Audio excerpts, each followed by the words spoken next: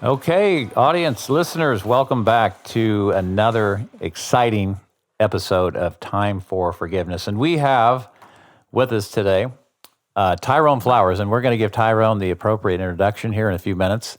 Very excited to have him on as our guest today. And again, this is Robert Pascuzzi. I'm joined by Kelly Pascuzzi and Father Don Farnan. So welcome in again. We're going to just a quick advertisement here. Thanks again, obviously, for tuning in to Time for Forgiveness. If you have a question or topic you'd like us to cover on a future episode, please contact us through our website, timeforforgiveness.org. Also, be sure to like and subscribe on YouTube if you're enjoying our messages here, and follow us along on our social media pages on Instagram and Facebook, again, at Time for Forgiveness. We're also, looking for people that want to submit an application for a guest submission. If you want to tell your story, we'd love to hear from you and about your journey through forgiveness. So reach out to us with your inquiry through our website, timeforforgiveness.org. All right, that said, so I'm going to give Tyrone the appropriate introduction, and then we'll kind of get into this. So Tyrone Flowers, his childhood was spent being shuffled between foster homes, detention centers, reform schools, hospitals, and state youth facilities. He was predicted to be in jail or dead by the age of 18. However, Tyrone was determined to prove wrong all the adults who had no hope for his future. Tyrone's personal and professional experience with the family court and careful study of the juvenile justice system and various youth organizations led him to create Higher Impact, a 501c3 community-based organization. Tyrone is founder and president. He's dedicated to mentoring, developing, and restoring hope in the lives of high-risk urban youth. Tyrone received his BA degree in sociology from the University of Missouri. He's a Tiger, and a Juris Doctorate degree from the University of Missouri School of Law. Tyrone is a frequent speaker and provides training and workshops across the country. His audiences include educational and juvenile institutions, businesses, church, civic, community, and organizations. Tyrone is passionately involved in his community and has received countless awards and recognition for his work with others.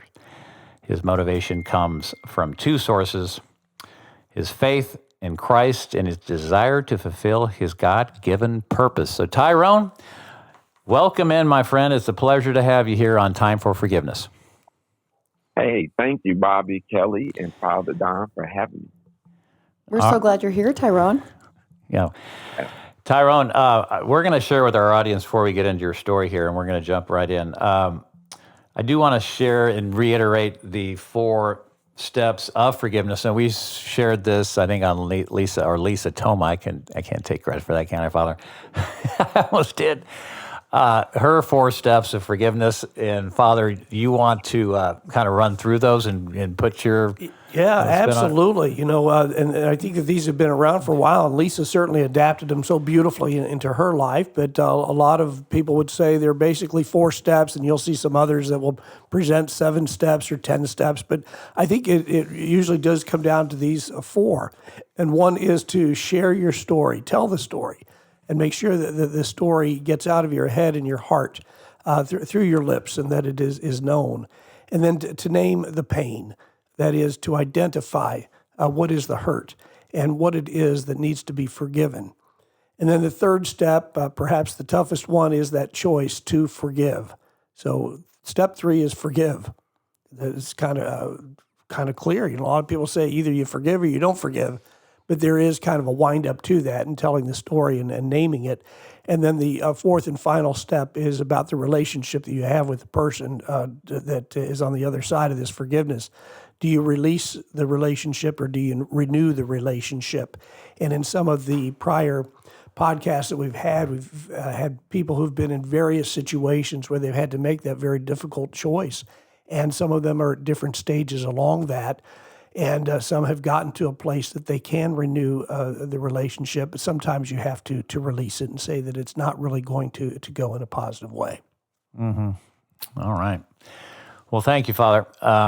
And Tyrone, I still remember the first time I met you, and it was many years ago, but I remember you telling your story, and I was just, well, I was so blown away, but with everything, but the impact that you had on me that day, just to hear your story of forgiveness and then how you turned your life around and what you were doing, just was very inspiring. So I think what we would like to do for the listeners is pick up your story when you're 18. I think you were 18. Correct me if I was wrong, but you're in high school. You're on the bus. I think you're on your way to school, and then there's an event that turns your whole life upside down and changes everything, the course of your life forever. Can you kind of jump in around that area and kind of lead us from there? Yeah.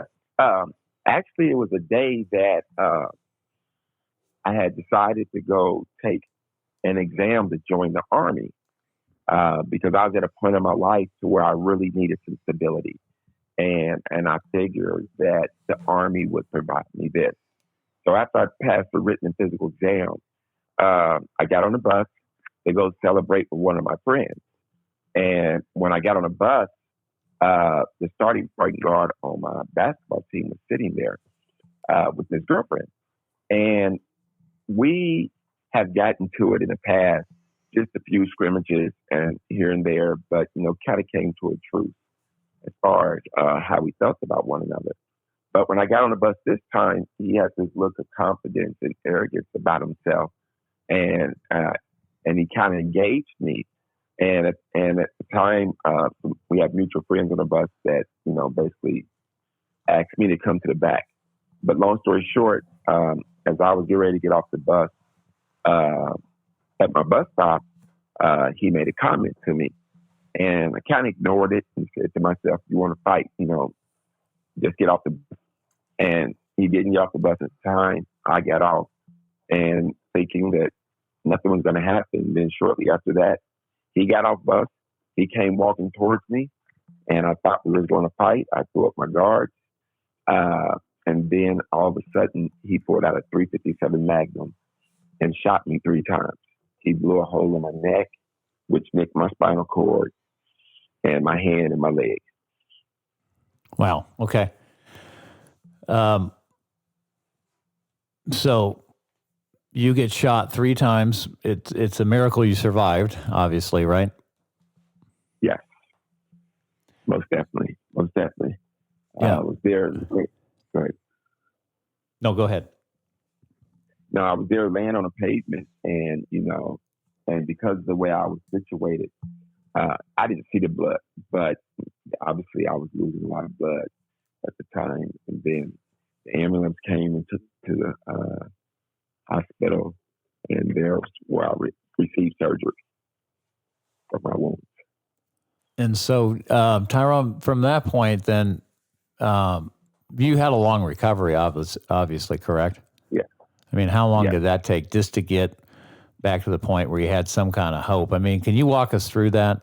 What was going through your mind? You were conscious after you got shot, but when you went to the hospital, obviously you were in surgery probably for many, many rounds. But after that event, right after that event, what's going through your mind? I mean, can you walk the listeners through that? What are you thinking? I know you'd have to be bitter, and there's got to be obviously a ton of emotions you're dealing with.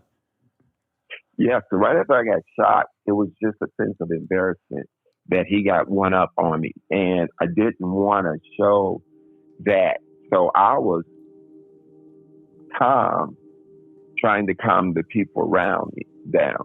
And so after I got to the hospital, and they did the surgery, and I was in the ICU, that night I almost died because my lungs collapsed and I wasn't able to breathe. Mm-hmm. And so they put me on a breathing machine, and basically I was in the ICU for 3 months. And then after that, they sent me to rehab down in Columbia, Missouri, University of Missouri Hospital. And my emotions at the time, again, was embarrassment, anger, frustration, because at this point, I was trying to do something right to better my life. And I've been through so much as a child. And I was just asking a question to God, why me? Why did this have to happen to me? And obviously I didn't get a response to that.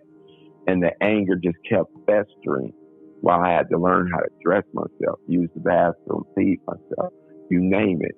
Even when I was in the hospital, I didn't even know where I was going to live because I barely had a place to stay when I was walking. Now that I'm in a wheelchair, where am I going to stay? Who has a place that's accessible? So all those things were going through my mind. But also, I was in a mindset of so accustomed of negative things happening to where it was kind of like, oh, well, here we go again. When they told me that I would never walk again, I just said to myself, oh, well, I'm the same but sitting down. And I just wanted to know my new normal so I can move forward from that. Because my biggest enemy at this time was poverty. I mean, the instability, not having the basic things to be able to provide for yourself. And so after rehab, found a place to stay, confined to the bed, my bed for about close to 2 months before I started getting out. And at this time, I was plotting my revenge with me and my family because I wanted to get him back. I either wanted to kill him or put him in a wheelchair. I wanted him to feel my pain. And also, I wanted the members of the community to know that I wasn't weak. So when you say members of the community, Tyrone, who are you referring to? Mainly my peers, because in the urban core, signs of weaknesses is very detrimental, to your ability to function and survive. You have to be considered a threat or a person that can take care of themselves or in all types of situations. And that's how I lived my life up to that point. Tyrone, in that community of which you were a part, and the street community of kids, wouldn't this other guy, this guard on your basketball team who shot you, who robbed you really of your walking and robbed you of your future, wouldn't he have been viewed pretty cowardly by that community because he couldn't face you fairly, that he had to use a weapon? I mean, what is it that would be the thought of the community at that time that you would have to get the upper hand? Because wouldn't he have been viewed in a very detrimental way as pretty weak and cowardly? Yes, to a certain extent. But at the end of the day, it was viewed as you took care of your business and by any means necessary, because the use of guns and the selling of drugs to obtain resources was so prevalent that people didn't even think about it that deep. It was just that, hey, he took care of his business because, didn't really care about the circumstances that were surrounding. So that was part of the struggle too, because I thought I was thinking like you, why didn't he use his hands to handle the situation? Sure. And Tyrone, wouldn't you say, was all of the community also, just so our listeners don't understand, the community that you speak about is a community that society would call underprivileged, a society that is treated unfairly or was born into life in an unfair system. Those that are going to be tossed around into foster care because they don't have stable home lives. In many cases, they don't have parents. They've suffered abandonment. They've suffered separation and anxieties that go along with that. They suffered poverty, as you spoke of. And it just seems like everything is against them. Was that pretty prevalent and across the board of everybody else on that bus and everybody else in the school and everybody else in the community? Yes, most definitely. I was exposed to drugs, alcohol, violence, death, addiction, neglect, abuse, you name it. Some of the people that surrounded you, criminals, drug dealers, gamblers, womenizers. And so you grew up with the attitude that, you're witnessing either prey or predator. You see leaders or followers. And at that time, I was able to distinguish between the two, that I wasn't going to be prey or a follower. So I took on the role as a predator and more so as a leader. And so that's how, you pretty much handle your situation in a more of an aggressive format, because you don't have those other resources around you to address it. And me personally, my father was murdered when I was 10. And so his death almost, kind of hovered around me, because I didn't know the circumstances that surrounded his death. I just said he was a bad person. He must have been a bad person for something to happen like this. Sure. And you are backed into a corner, and you are one of the part of the population that has to lash out because you have nowhere to go. Everything has been against you from the day that you were born. And so you're part of a community that is also getting that sense that life is unfair. And we don't know how to deal with things except the way that we watch and observe and witness other people dealing with things. And so there are a lot of young people in your community, and there's a lot of poverty in your community, and there's a lot of crime in your community. And it's not just the small crime, the theft and the carjacking. It's very serious stuff that is going on all the time. And this is becoming a part of who you are, and then you became a victim of that.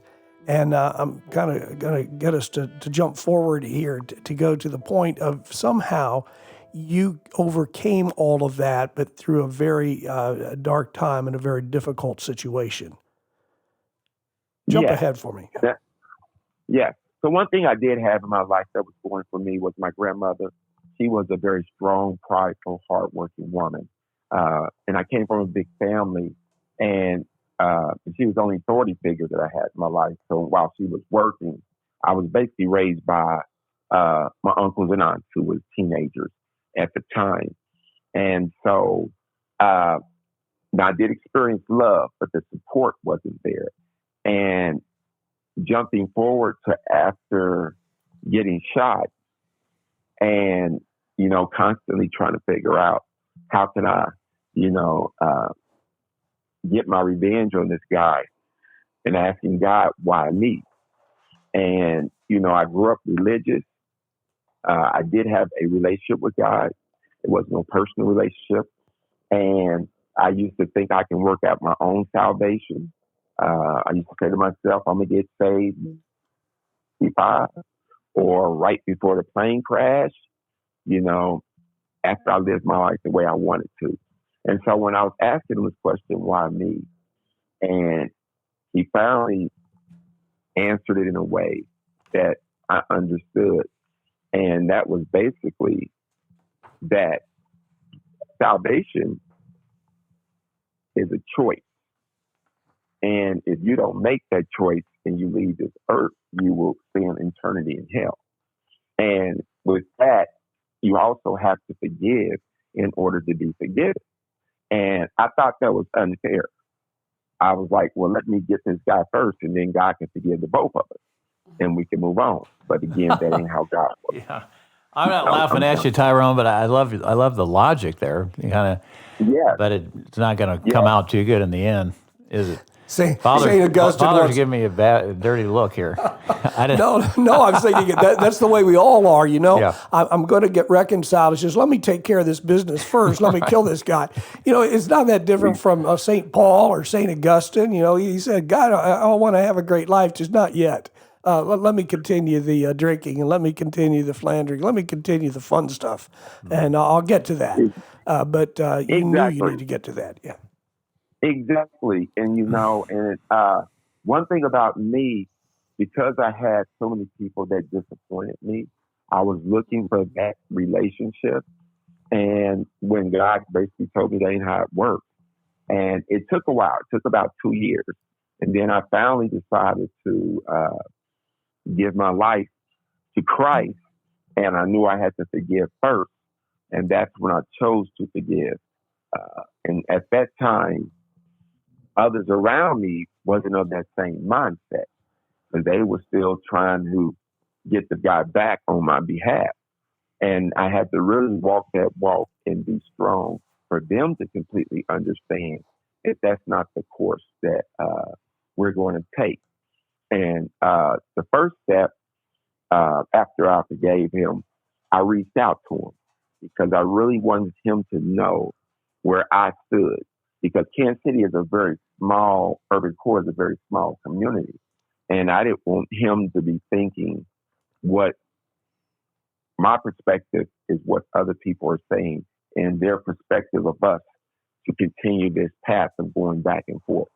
And so we had a good conversation over the phone and kind of started the relationship of reconciliation. And over a few years, we met each other. We interacted with each other in the community.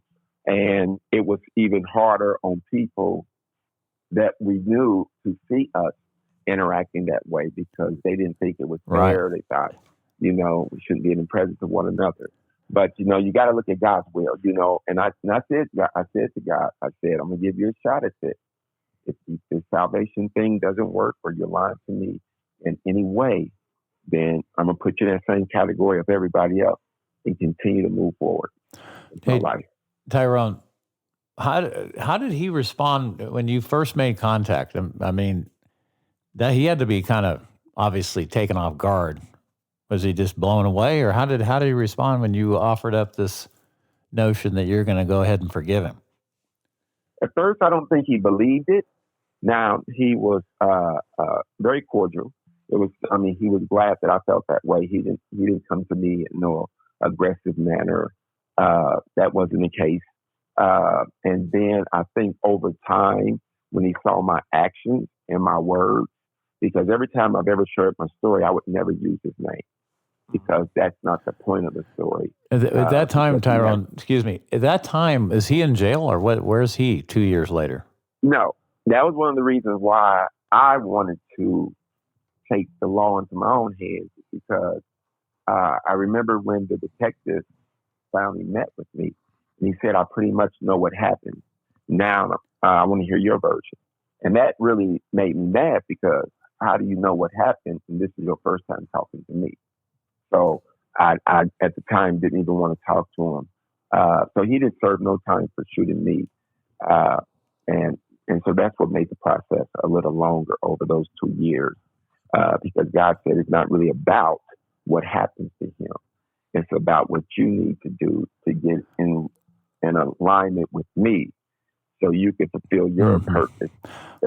Well, not that this is in the past, obviously, but I think we're all looking at each other here and wondering, how did that happen where there was no consequence here?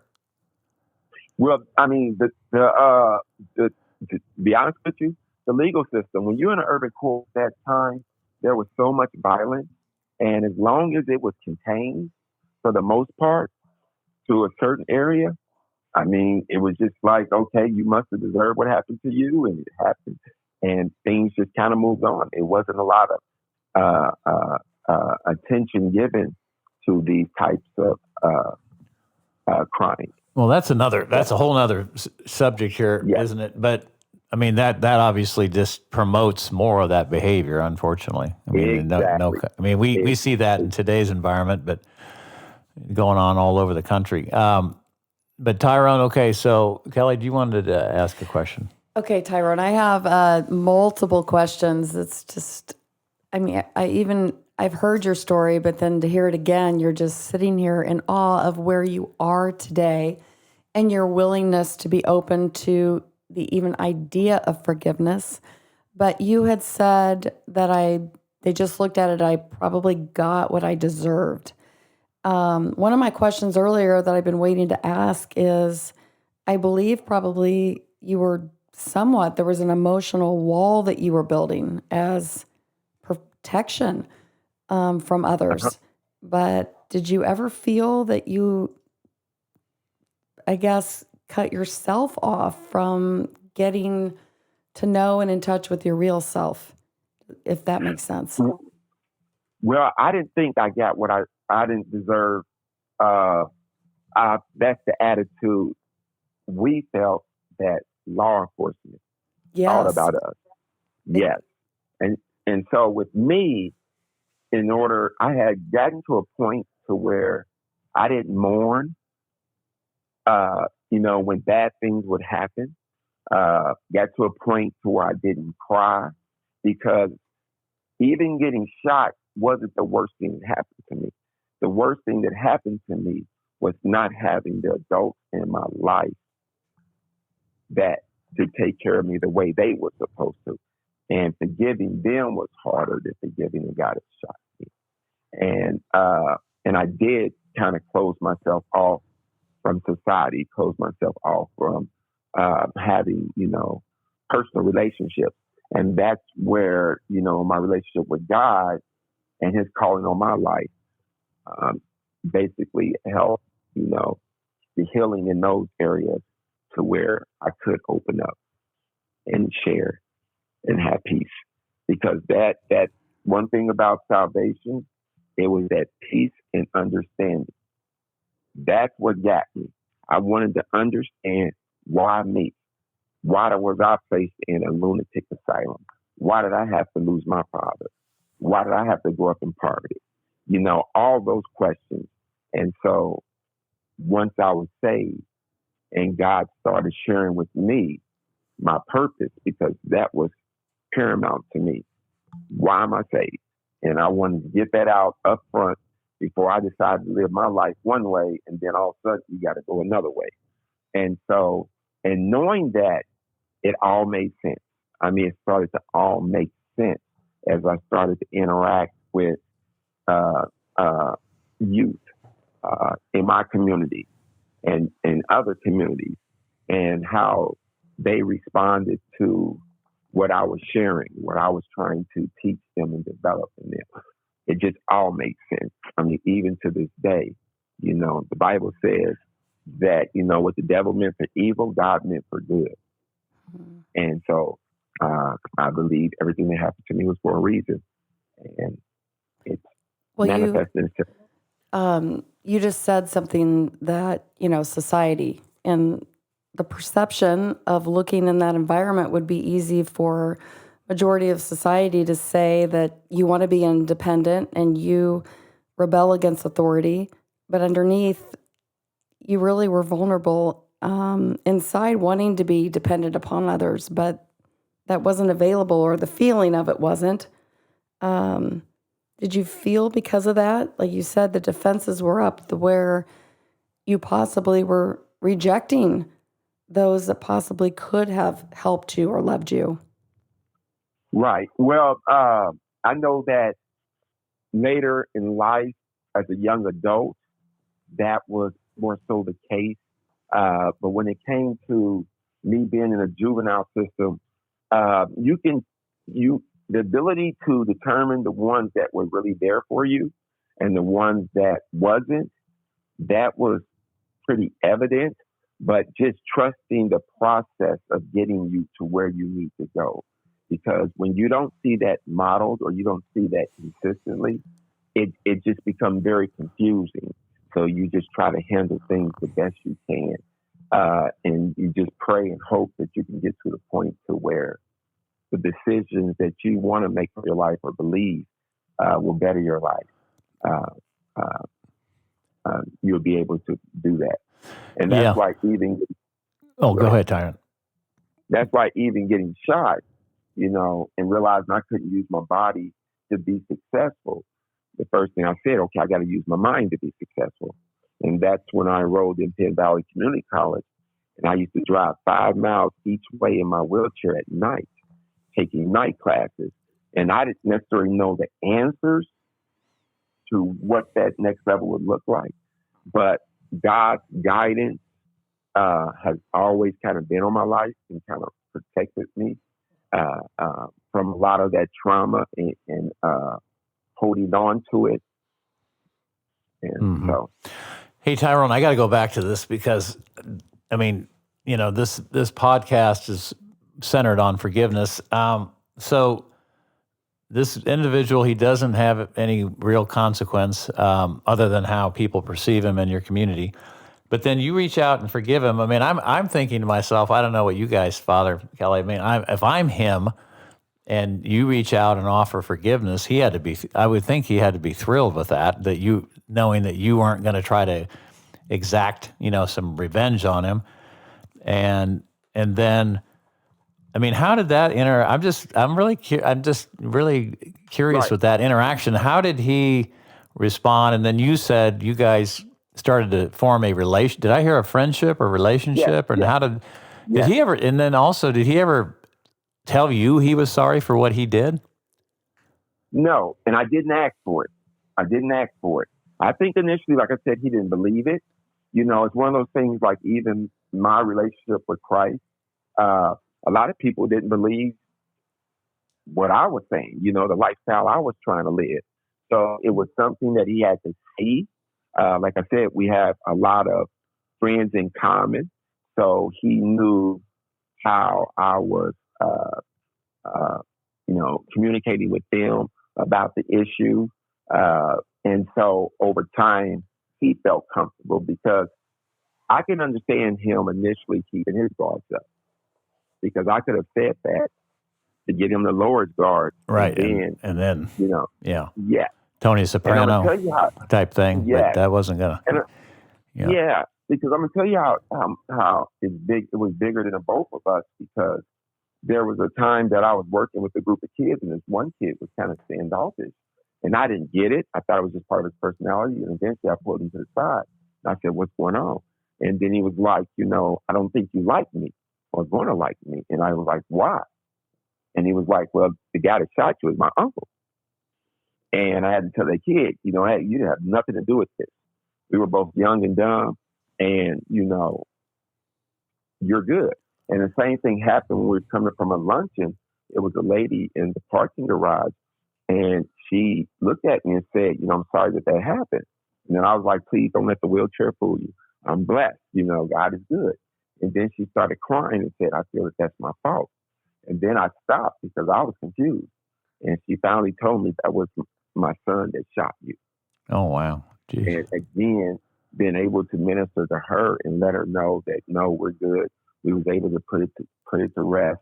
And that made her feel better. And then at one time I was at his church and didn't know it. And I was sharing my testimony.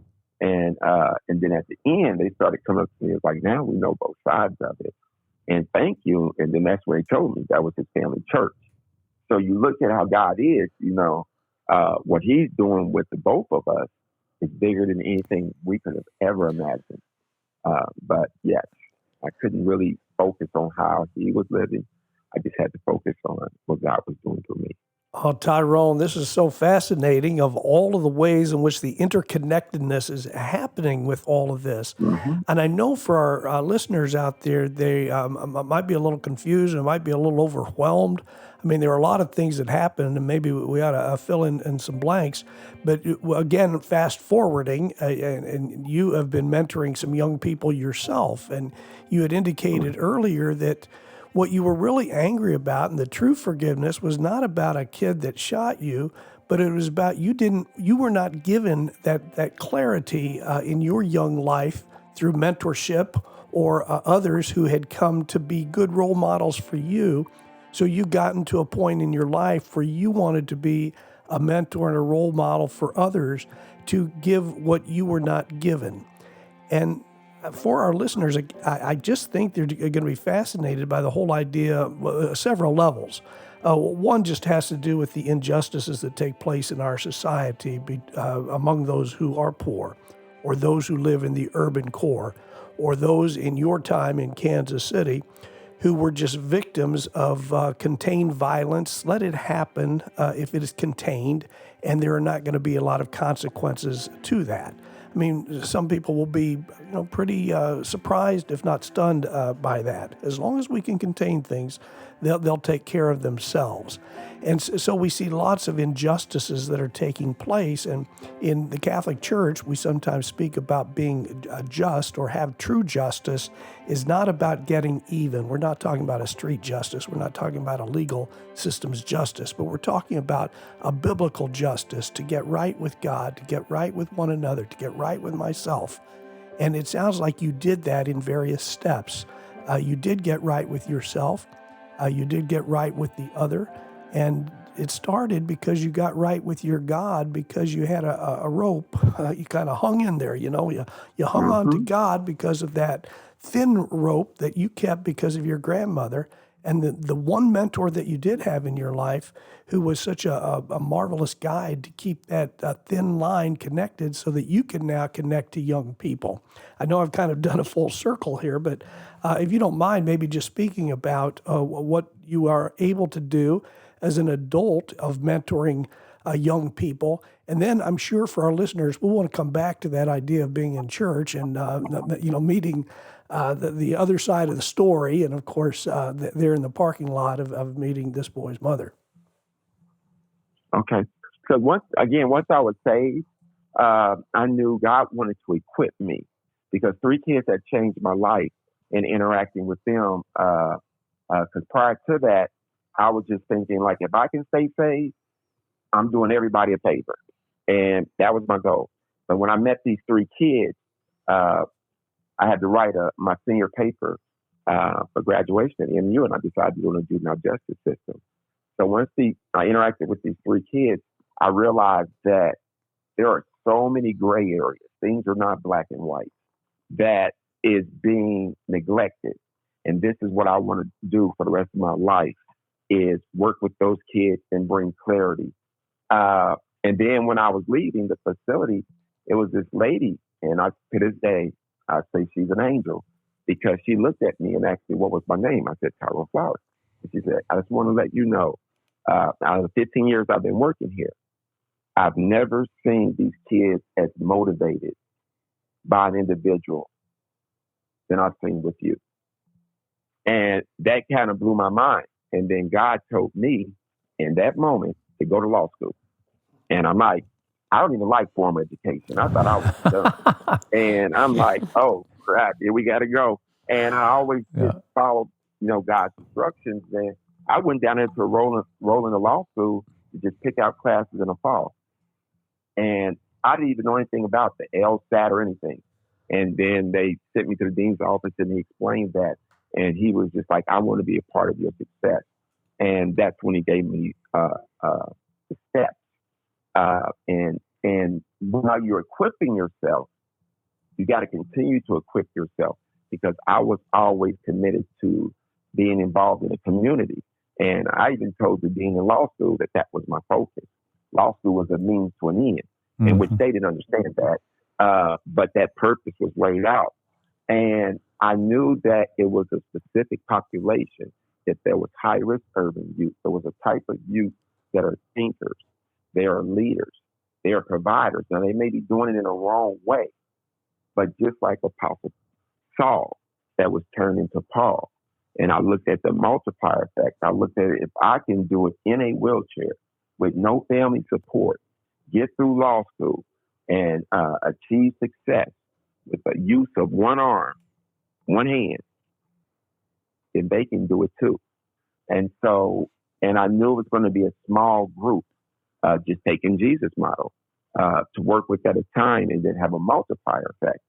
And so that's when we came up with the Leaders of Tomorrow. And the vision was to transform today's high-risk urban youth into tomorrow's leaders, leading their families and communities. And we knew it was going to be a long-term mentoring, not a quick fix. We were looking at 1 to 5 years. And that meant going in depth with them, not working with them between 8 and 5, whenever they call. And so that's the vision God gave me.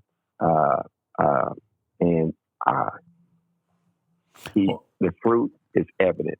Hey, Tyrone, let me ask you a question. When you said that is the vision that God gave you, was that how did that vision come to you? Was that in what form of a message, or I'm just curious.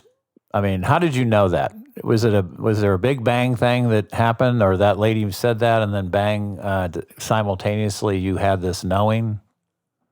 Yes, I promise you, no consultation, none of that. Once I was leaving that facility after talking to that last kid in a group setting, I just knew this was it. I mean, it just hit me. I mean, everything that I've been through made sense.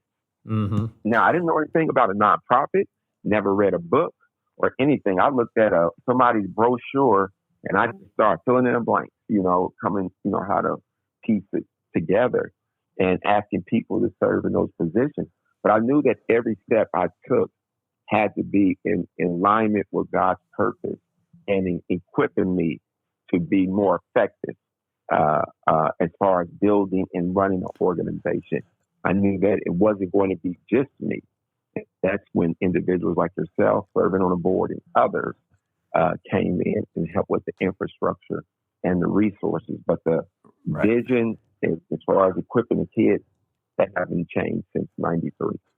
Well, what I love about this story, I love everything about it. But I mean, when you said you had this, knowing and this inspiration, and then you just accepted it and acted on it, Mm-hmm. even when you didn't know the how. This and logic.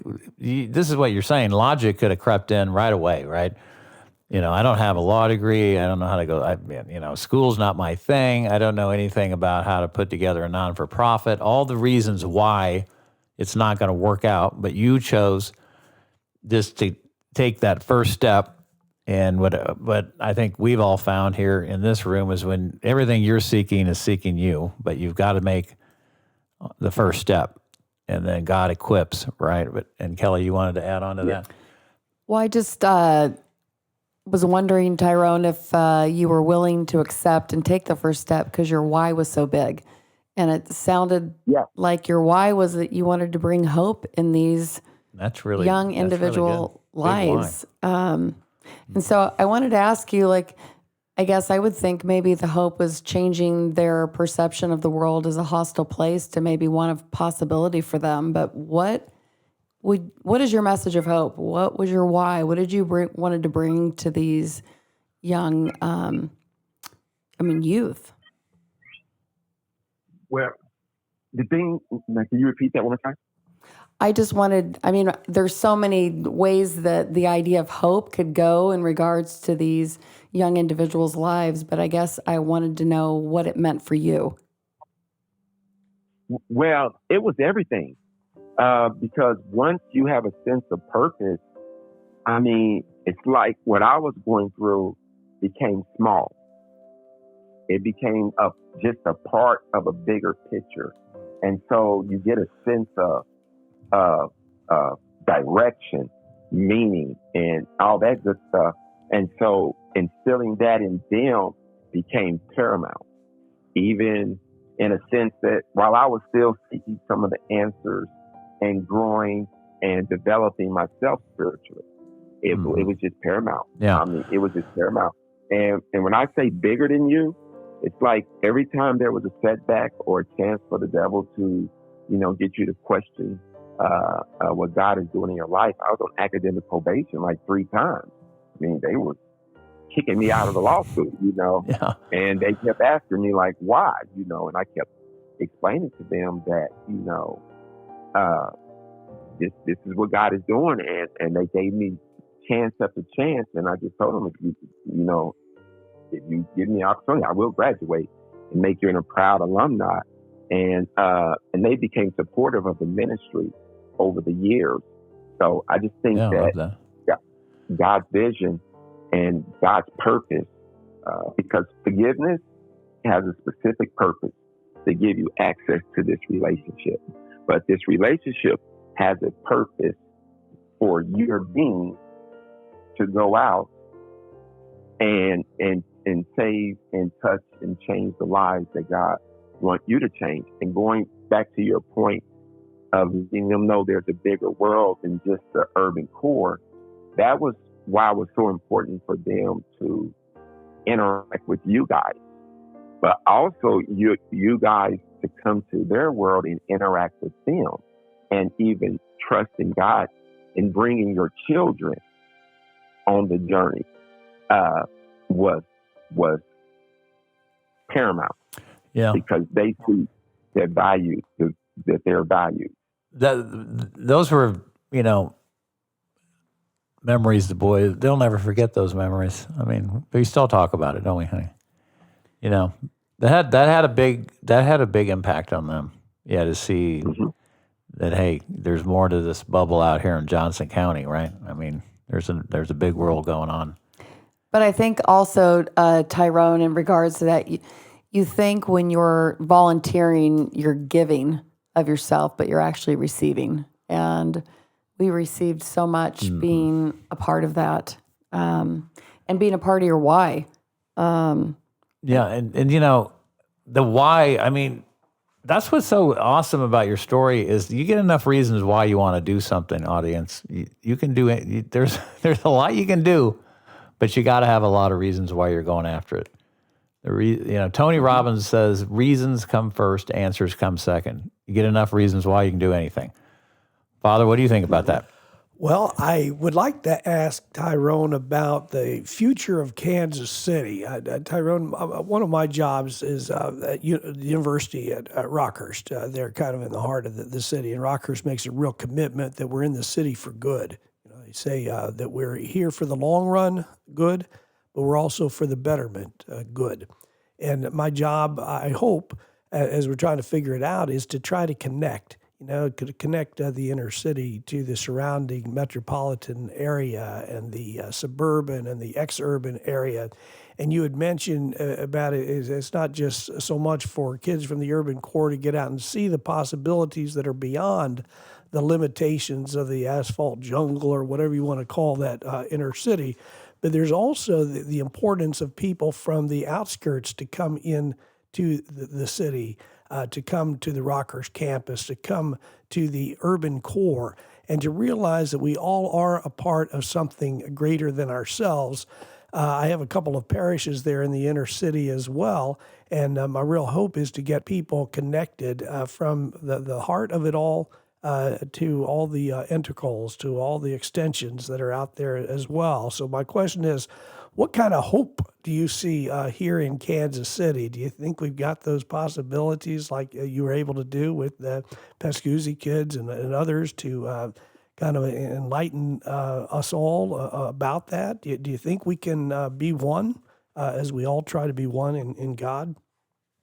Well, I think everything we need to achieve that goal is here.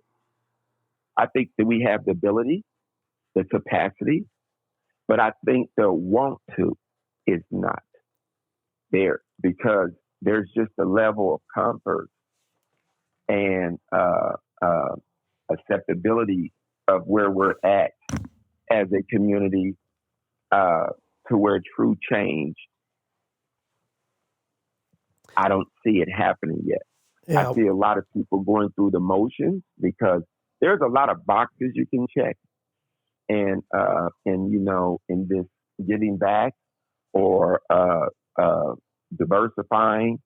But if you don't have an intimate relationship, if you are not taking a risk to where what you're doing can potentially fail and have an impact on you, I don't believe you're really doing anything because it got to come with sacrifice, not out of our convenience and comfortability.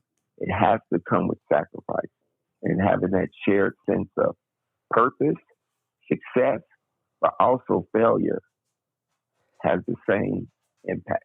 Sure, and maybe you and I and others will continue to work on that. I understand you've been to a guest of the White House, you've been featured in Time magazine, you've had all kinds of things that have been accolades that have been given, but really it keeps coming back to what you said earlier about finding a way out of no way, or God really who finds a way out of no way, to realize that you're born into a certain way of being and the expectations are that you won't be anything other than that. But you have done that. You've burst through things. You didn't quite know why when you didn't know what an LSAT test was, but you got your degree from Mizzou and you studied sociology. Then you went on, you got the law degree. You went out there and you're impacting young people's lives, and you're finding a way out of no way, even though life is unfair, and I think everybody knows that. But maybe we can keep cracking at it, and maybe we can keep trying to do it because of your achievements. I think we all ought to, live on that kind of hope, just like you were living on that little thin thread of rope that connected you to God because of your grandmother. Yeah. I truly do believe that, everything that I've accomplished, they can do it. They can easily do it because it wasn't nothing but the favor of God that allowed those opportunities to take place. But the most crucial thing is, in spite of all those things that's going around you, is not losing sight of what God is calling you to do, because not one recognition that I received, I knew what it was before I received it. And I used to always tell myself that I don't even want to give it that much attention until I turned 65. And the reason being, I just remember Peter on that boat in that storm. And, when Jesus was telling him to walk by faith, and he was walking on water, but when you start looking at the circumstances around you, he started sinking. And I said to myself, I just want to keep focused on God, and that way you'll stay afloat. Because this relationship with God, I just try to simplify it, and what He calling me to do, and how to do it, and I'm into saving lives. I'm not really a system person, so going back to your question, as far as impacting Kansas City as a whole, I teach individuals how to be successful in spite of. Kelly's got it. Tyrone, hang on. Kelly wants to ask you something here. Well, I have two questions. I was ready for my one, but then you just said something I want to go back to. You said I just simplify my faith. How do you do that? What does that look like for you? What are those steps? I mean, to me, first of all, we know that we're saved for a reason. We know the Bible tells us to equip ourselves. And we know that if you're doing God's will, that you will bear fruit, which will, to me, tell you where you're supposed to be and doing what you're supposed to do. And what I do is make sure I protect that by all costs. God's purpose is paramount to any other relationship in my life. And that's what I focus on. I mean, that's what I focus on. That's what I pray about. And that's what I involve myself with, because there's so many good things you can do that can distract you from what you're supposed to be doing great for God. Yeah. That's powerful. Well, I love that idea. And you write it down, because, God gave me my life plan, His plan for my life, all the way up to the age of 75. And I was foolish enough to write it down. And so far, He knows what He's doing. Well, you said greater good, and that's just, I believe part of the greater good is doing God's work, but it's constantly working on yourself and growing and stretching and becoming and saying yes when you don't know the how.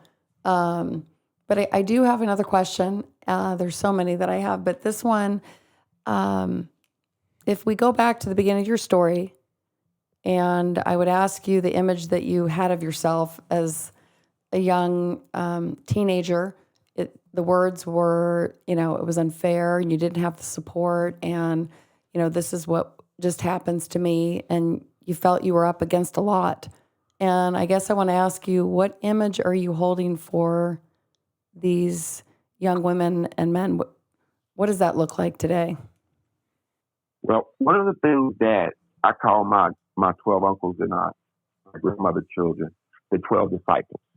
Because in a sense, the things that I observed and experienced really built a level of resiliency in me and tolerance, determination, perseverance. It may have been taught in the wrong way, but I took all the good out of them. Mm-hmm. And my grandma and her work ethic, and God has used that and to propel me forward. Because after the age of 7, that's when everything started happening.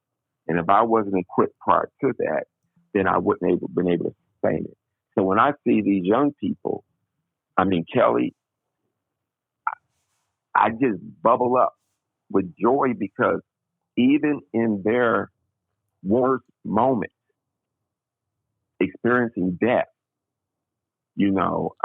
instability, uncertainty, I just smile because I just see that almost like the end before they get started. I had one young lady, she got 4 kids, and she had her first child at an early age. And I've always told her those 4 kids are like, these 4 wheels are to me in this wheelchair.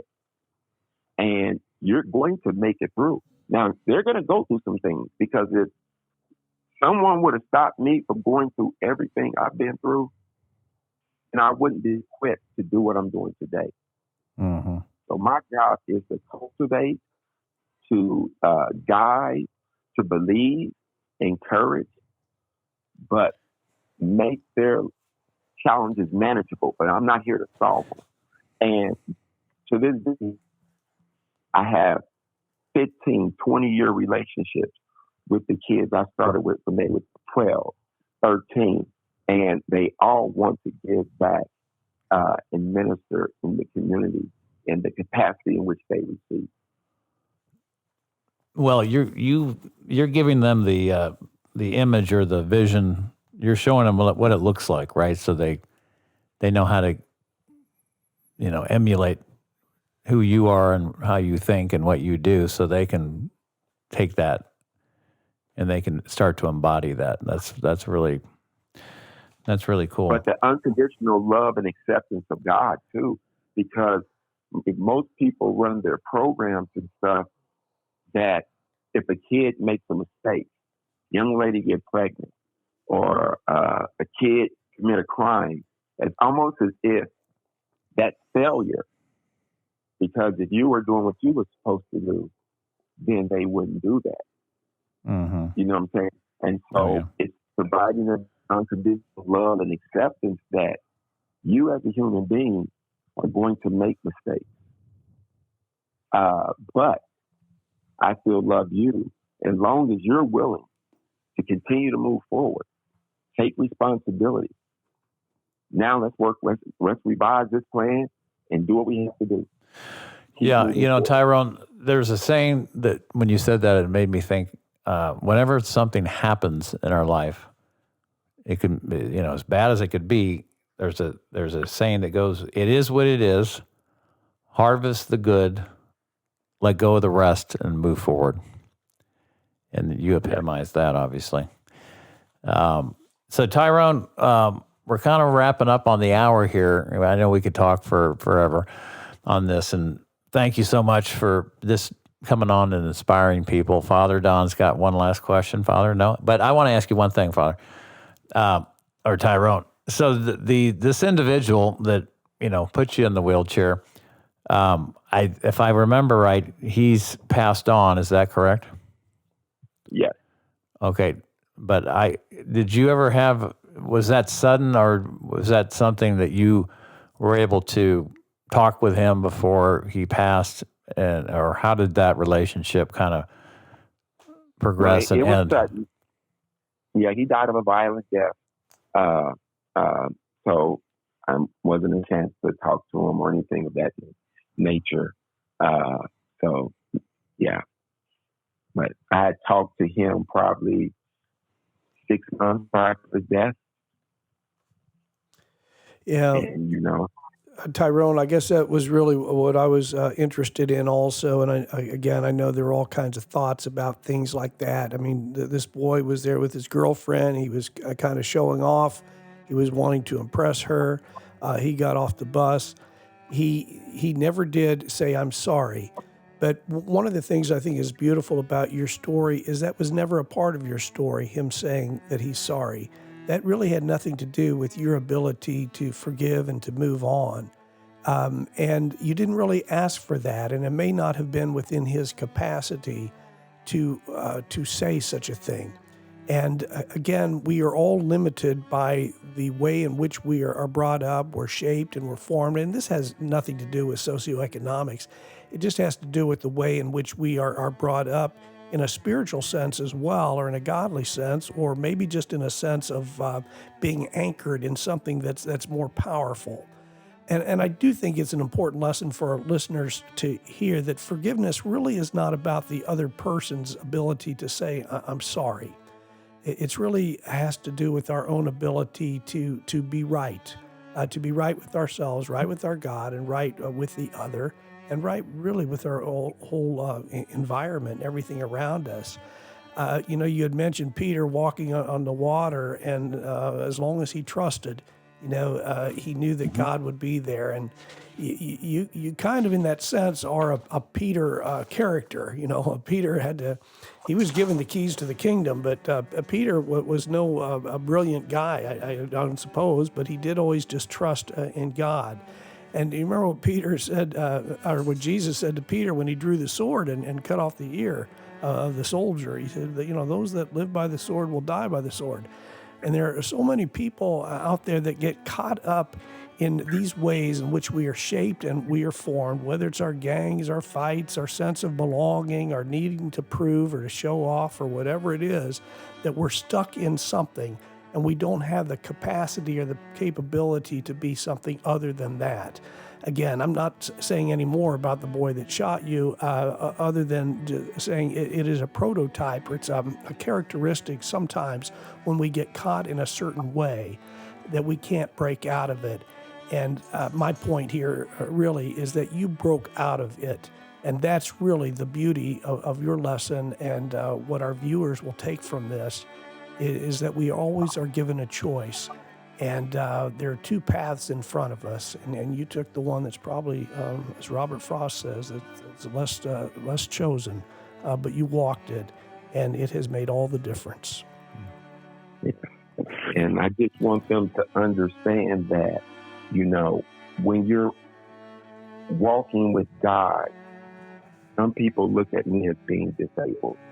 And I always tell them that I'm not disabled, because as long as you're walking with God and in His purpose, He will enable you to do whatever He's purposed you to do. Oh, love that. Love that, Tyrone. I love that. Hey, so Tyrone, I know you're working on a project right now, and I want you to have an opportunity to, share that with our listeners. You've got a book that you're going to write. So this is going to be your biography, which should be done. I think it's well overdue. You can impact so many people, and you can do it in a big way, and probably quicker with it, even with a book. So tell our listeners how they can get in touch with you, your contacts and social media pages and so forth. If any of you want to help Tyrone with this project, he's open, obviously, to people that want to reach out to him and support his ministry and getting his book done and so forth. So Tyrone, can you share with our listeners how they could reach you? Yes. I can be reached. My email address is Tyrone J. Flowers at TyroneJFlowersJD.com. And website is TyroneJFlowersJD.com. Okay. So, and Tyrone, tell us about your plans for the future. What's, where are you going with all this, and, how can we support you? Well, I'm very excited because, as I mentioned earlier, that, the youth that God has blessed me to plant seeds in, has really been flourishing. And with Higher Impact, we're about to do Higher Impact 2.0. They're in the preparation, where they're going to come on board and take Higher Impact to the next level and be providing the services to youth and young adults into the community. So I'm very excited about that. I'm very excited. And me personally, I will be going into my next season of mentoring the mentors and writing my book and traveling and sharing my message all across the country on purpose. There you go. Yeah, your story needs to be told on a big level and continue to be told on a big level. So thank you so much for being on today, Tyrone. You inspire me every time I'm in your your midst, and so you did it again today in a big way. I'm charged up. I'm ready to go and do the will of God. Right? There's always something out there that we could be doing in a bigger and better way, and that's a good thing. Father, do you agree? I do agree. Best of luck to you, Tyrone, and Higher Impact 2.0 and all that you are doing. And I just love that message of what the young lady who had been working 15 years in the Juvenile Justice Center had said, that you inspire these kids, and because of that, you are an angel. An angel is a messenger of God, and you are certainly carrying that message to our world today. So thank you so much, and best of luck to you. Thank you, and thank you, Kelly. Well, Tyrone, I want to just acknowledge you because I'm really just inspired because you have said yes in such a big way in so many areas in your life when you were against so many odds in front of you. And it's just an inspiration, I think, to us, to all the listeners, just to be considering and to get curious of what we all can say yes to in our lives too. So thank you. Thank you. All right. Well, I'm going to wrap this up with our public service announcement again because I'm told I need to do this. So be sure to like us on and subscribe on YouTube on our social media pages, Instagram and Facebook at Time for Forgiveness. And obviously, we really appreciate having all of you on this episode with us at Time for Forgiveness. And it's through your word of mouth a lot of times that the message grows. So we appreciate you all sharing our what we're doing here at Time for Forgiveness with people you know and love. And our goal is to impact people with a message of hope and forgiveness and do it in a big way. And Tyrone, you are a big part of that today. So thanks again, Tyrone, and we'll be talking soon. And to everyone else, again, we look forward to having you on for the next episode of Time for Forgiveness. Until then, everybody take care and do God's will out there. Thank you.